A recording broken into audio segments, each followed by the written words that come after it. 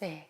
지금까지 저희가 사회적 현안도 짚고 노런스 이야기도 하면서 나름대로 열띤 대화를 이어왔는데요. 마지막으로는 문명의 대전환 차원에서 초장기적인 시야에 관해 선임 씨랑 말씀 나누고 선생님 고견도 여쭙고 싶습니다. 이번 대화를 준비하면서 이제 가장 열심히 읽은 책이 개혁사상과 종교공부입니다.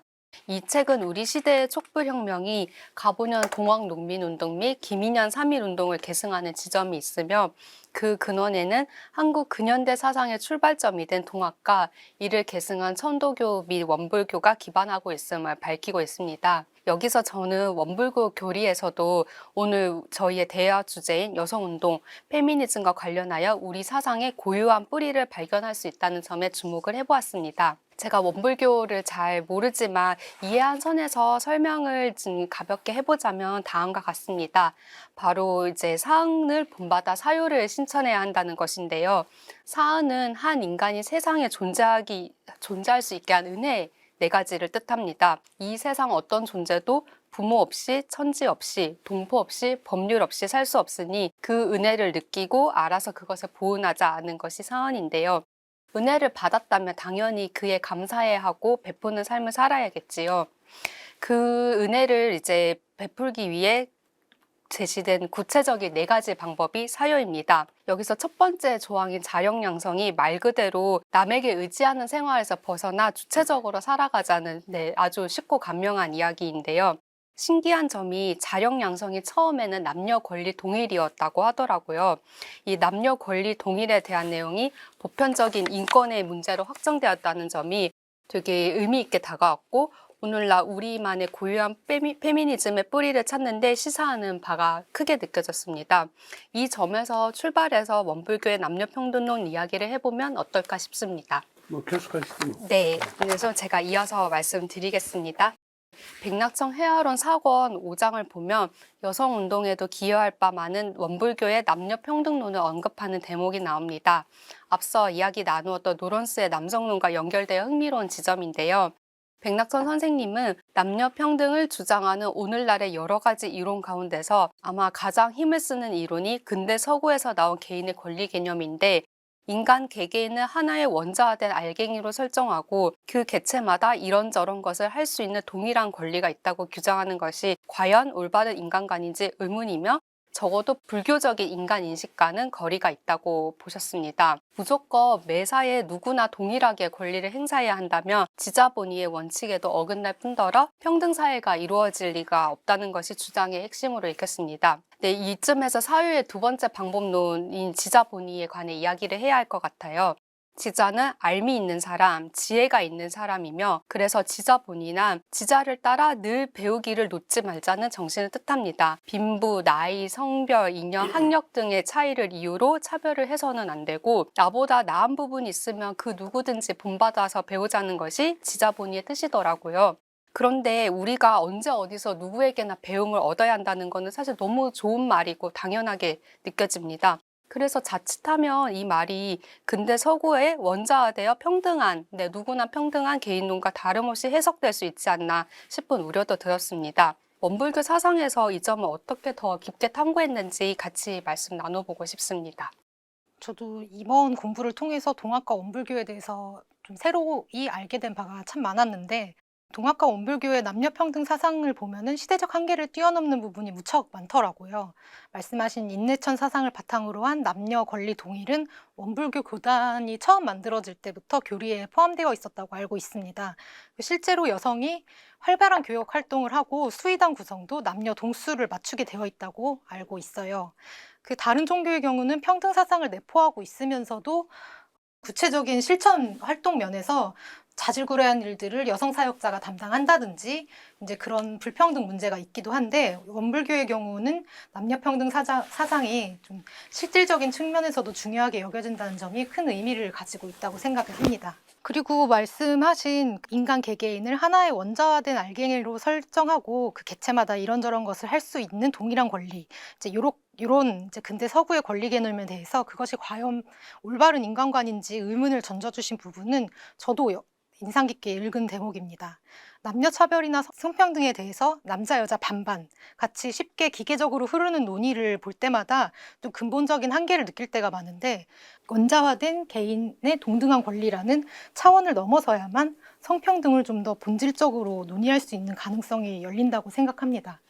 이런 측면에서 말씀하신 원불교 첫 번째 글이 자력 양성이라는 조항이 좀 인상 깊게 다가왔는데, 좀 읽어보자면, 부당한 의뢰 생활을 타파하고 자력을 양성하자는 것과 더불어 자신이 힘 미치는 대로 무자력한 타인을 보호하자는 이야기라고 할 수 있는데요.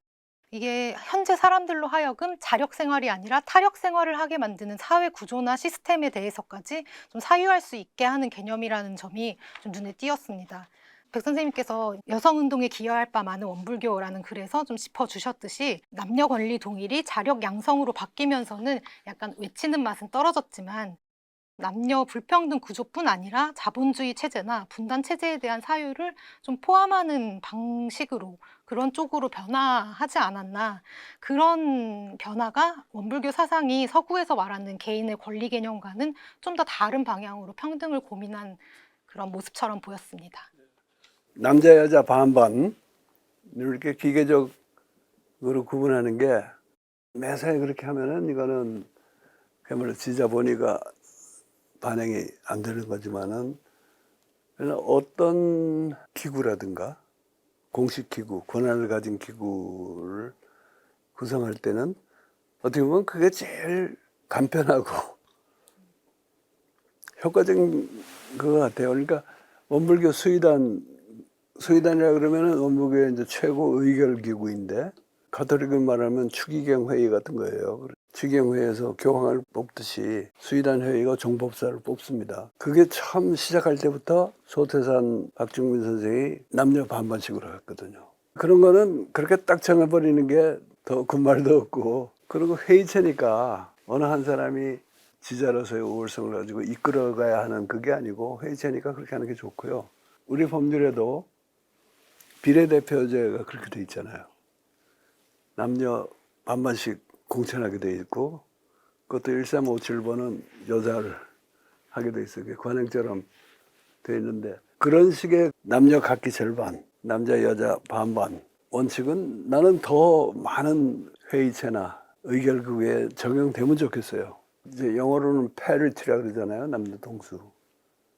프랑스에서 그 논리가 먼저 나왔기 때문에 파리떼라는 불어를 쓰기도 하는데, 그게 그냥 할당제를 해가지고 뭐 20% 주냐 30% 주냐 이런 거 가지고 다투는 것보다, 물론 그 사안에 따라 다른데 어떤 사안에서는 아예 50대 50이다 이렇게 정해지는 게 제일 마음 편하고, 남자들도 일찌감치 체념을 해버리게 만드는 효과가 있는 것 같아요.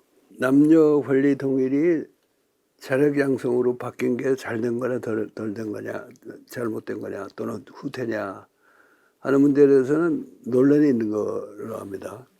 선엽시편에 보면은 그렇게 바뀌면서 외치는 맛을 덜어줬지만 네, 그러는데, 선생님께서 그렇게 내가 그랬나? 말씀하셨더라고요. 네. 외치기 좋아하는 사람들은 이렇게 이걸 후퇴라고 봐요. 싫어해요. 근데 사실 이치를 따지면은 남자고 여자고 다 자력도 없고 빌빌하는 친구들이 서로 권리만 동일하고 회의에 반반씩 들어가고, 그런다고 뭐가 좋아지겠어요? 남자는 남자대로 여자는 여자대로 다 자기 자력을 양성해야 되는데, 그걸 하는데 이제까지 우리 사회에서는 제일 방해가 되는 것 중에 하나가 여성에게 권리를 안 줬단 말이에요. 교육도 안 시키고. 그래서 이제 그거를 넘어서자는 의미에서 자력 양성이라는 걸로 제목은 바뀌면서 그 내용 항목 하는 데서는 여전히 남녀 권리 동일이 아마 제일 중요한 항목으로 들어가 있을 거예요. 그런 건 좀 옳다고 보고요. 지영 씨가 제기한 문제 중에 그런 식으로 지자본의를 한다는 게 우리 사회에서 소위 능력주의 같은 거하고 무슨 차이가 있을까? 첫째는 그 능력에 대한 개념이 다르다고 봐야죠. 다르고, 자력을 양성해서 자기도 더 훌륭하게 되는데, 그 양성된 자력을 또 무자력자를 돕는 데 써야 된다 하는 개념인데, 능력주의자들은 그런 게 없잖아.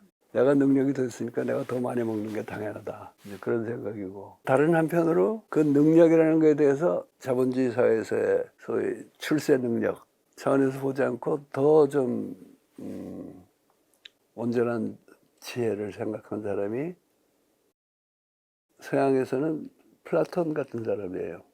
그래서 플라톤은 민주주의 반대했거든요. 왜냐면 뭐 사람들마다 능력의 차이가 있고 지혜의 차이가 있고 그런데 다 똑같이 한 편씩 행사해가지고 하면은 이 세상이 완전히 이건 난장판되는 거 아니냐.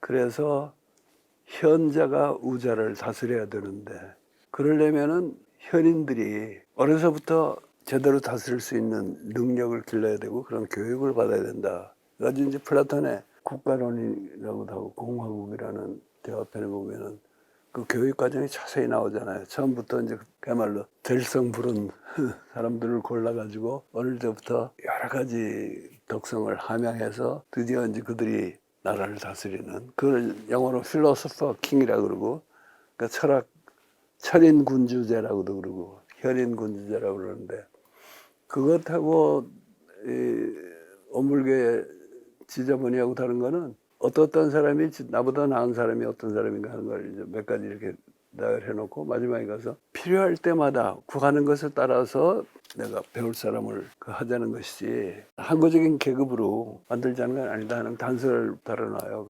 지자를 존중하고 지자 본의를 하되 지자가 누구인가는 그때그때 달라지는 거예요.